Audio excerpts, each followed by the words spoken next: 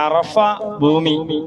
സുബ്ഹാനല്ലാഹ്, ദുൽഹജ്ജ് 9 അന്ന് ളുഹർ നിസ്കാരത്തിന് ശേഷം ഈ സ്ഥലത്തേക്കൊന്നും അടുക്കാൻ പോലും കഴിയില്ല. കാരണം ജബലുർ റഹ്മ എന്ന് പറഞ്ഞ കുന്നിവിടെ അടുത്തായതുകൊണ്ട് നമുക്ക് പോകുമ്പോൾ കാണാം. നമുക്ക് എല്ലാ ആൾക്കാരും ഈ ഭാഗത്താണ് ഉണ്ടാകുക.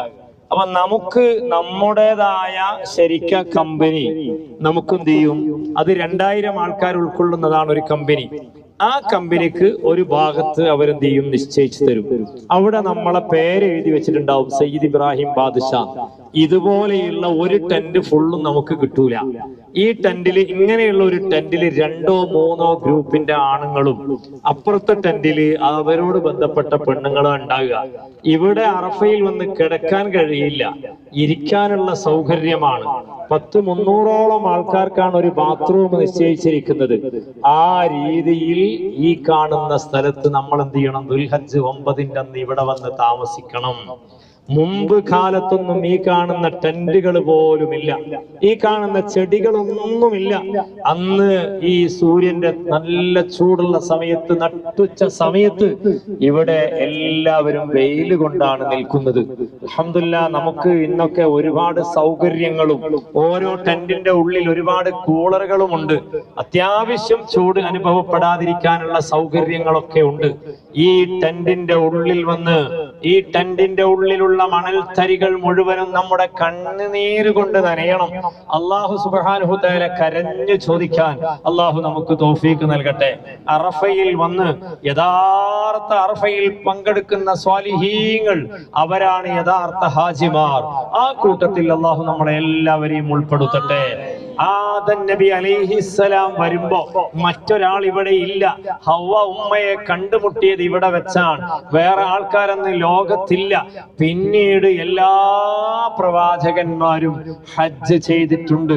ഹബീബായ റസൂലുള്ളാഹി സ്വല്ലല്ലാഹു അലൈഹി വസല്ലമ തങ്ങൾ 63-ാമത്തെ വയസ്സിലാണ് ലക്ഷത്തിൽ പരം സ്വഹാബത്തുമായി ഇങ്ങോട്ടേക്ക് വന്നത്. ഇവിടെ വന്ന് ഹജ്ജിന്റെ കർമ്മങ്ങളൊക്കെ പൂർത്തീകരിച്ചതിന് ശേഷം ജബലുർ റഹ്മയുടെ താഴ്വരയിൽ അവിടെ ഒരു പ്രത്യേകമായ കല്ലുണ്ട്. ആ കല്ലിൽ കയറി നിന്നുകൊണ്ട് റസൂലുള്ളാഹി തങ്ങൾ വിശാലമായ ഒരു പ്രസംഗം നടത്തുകയാണ്. ഓരോ കാര്യങ്ങളും പറയുകയാണ്. റസൂലുള്ള പ്രസംഗിക്കാൻ തുടങ്ങിയപ്പോൾ തന്നെ സിദ്ദീഖ് റളിയല്ലാഹു തആല അൻഹു കരയുകയാണ്. അന്ന് ഹിജ്റ പോകുമ്പോൾ സിദ്ദീഖ് റളിയല്ലാഹു തആല അൻഹു പൊട്ടിക്കരഞ്ഞത് സന്തോഷം കൊണ്ടാണ്.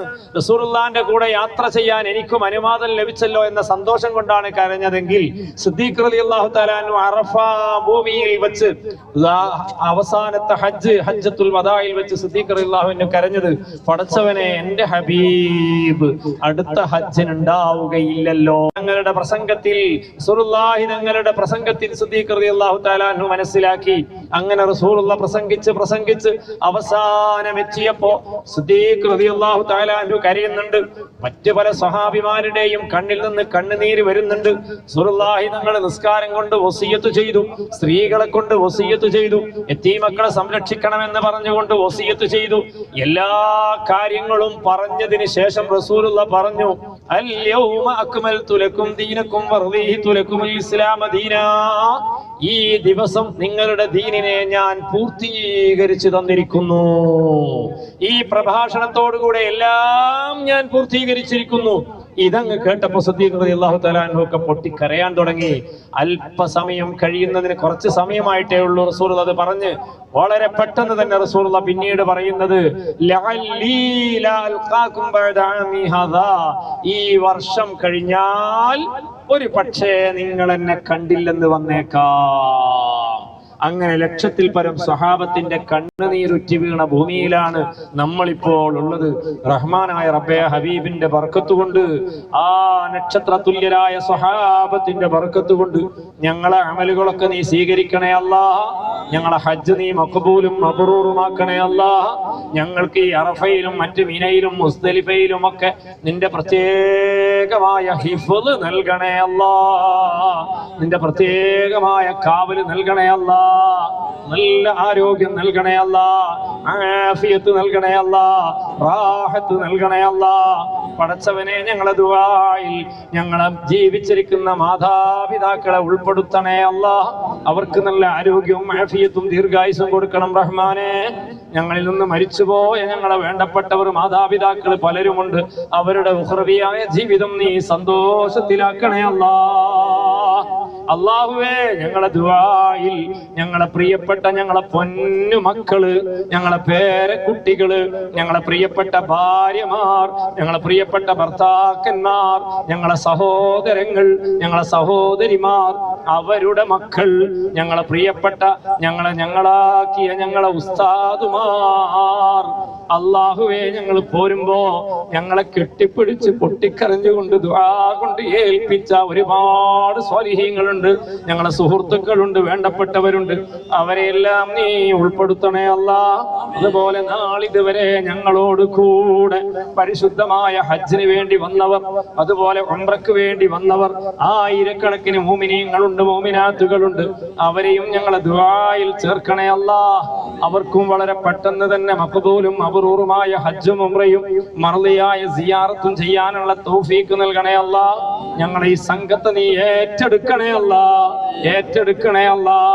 ഹബീബായ തങ്ങളുടെ മുഖം കാണാൻ ദുനിയാവിൽ നിന്ന് ഞങ്ങൾക്ക് അവസരം കിട്ടിയിട്ടില്ല.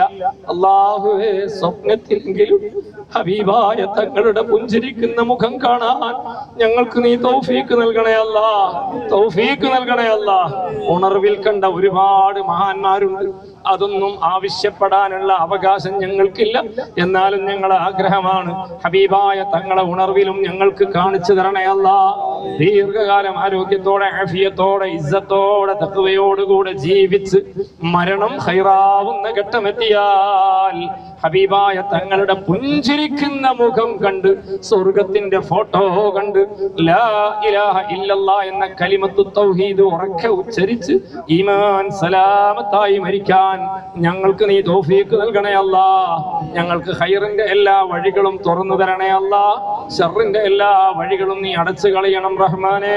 പടച്ചവനെ, നിന്റെ മഹ്വായ ഫദ്ല് കൊണ്ട് ഞങ്ങളെ ഹായിബാക്കല്ല അല്ലാ. ഞങ്ങൾക്ക് എല്ലാ കാര്യങ്ങളും റാഹത്തായ രീതിയിൽ പൂർത്തീകരിച്ച് സന്തോഷത്തോടെ ഞങ്ങളെ നാട്ടിലേക്ക് ഞങ്ങളെ തിരിച്ചയക്കണേ അല്ലാ. റബ്ബന ആതിനാ ഫിദ്ദുനിയ ഹസനതൻ വഫിൽ ആഖിറതി ഹസനതൻ വഖിനാ അദാബന്നാർ.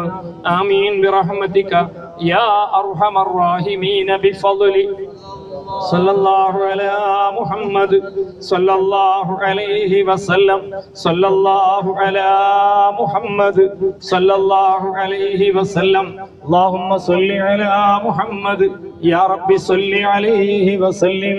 ഇൻഷാ അല്ലാഹ് നമ്മളിങ്ങനെ നടന്നു പോകുമ്പോൾ ആ റോഡ് സൈഡിൽ നിന്ന് ജബലുർ റഹ്മാൻ എന്ന കുന്ന് ഇന്ന് കാണാം. അന്നത്തെ ദിവസം വന്നാൽ ഒരു കല്ല് പോലും കാണൂല, മൊത്തം ജനങ്ങൾ പറ്റിപ്പിടിച്ച് നിൽക്കുന്നുണ്ടാവും. അപ്പൊ ആ കുന്നൊന്ന് കണ്ടിട്ട് ബസ്സിൽ കയറി നമുക്ക് അടുത്ത സ്ഥലത്തേക്ക് പോകാം. അസ്സലാമു അലൈക്കും വറഹ്മത്തുള്ളാഹി. ഭാഗത്ത് പോയാൽ എന്ത് ചെയ്യാന്നറിയോ, ജബലുർ റഹ്മ കാണാം, എന്നിട്ട് ബസ് കയറാം.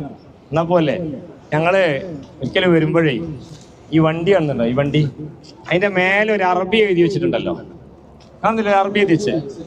ആ, അതിങ്ങനെ നോക്കിയിട്ട് ഞാൻ ചോദിച്ചു എന്ത് ചെയ്യാ ഒന്ന് വായിക്കാൻ. ഓരോരുത്തരും വായിച്ചപ്പോ ഒരു ഉമ്മ വായിക്കുകയാണ്, അത് നോക്കിയിട്ട് ആയുസ് കുറയുന്നു. ഐസ്ക്രീം എന്നാണുള്ളത്, ആയുസ് കുറയും.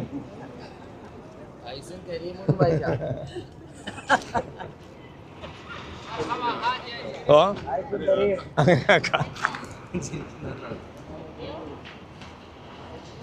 കാണിതാ, ഒന്ന് നോക്കിക്കോളിതാ, നേരെ കാണുന്ന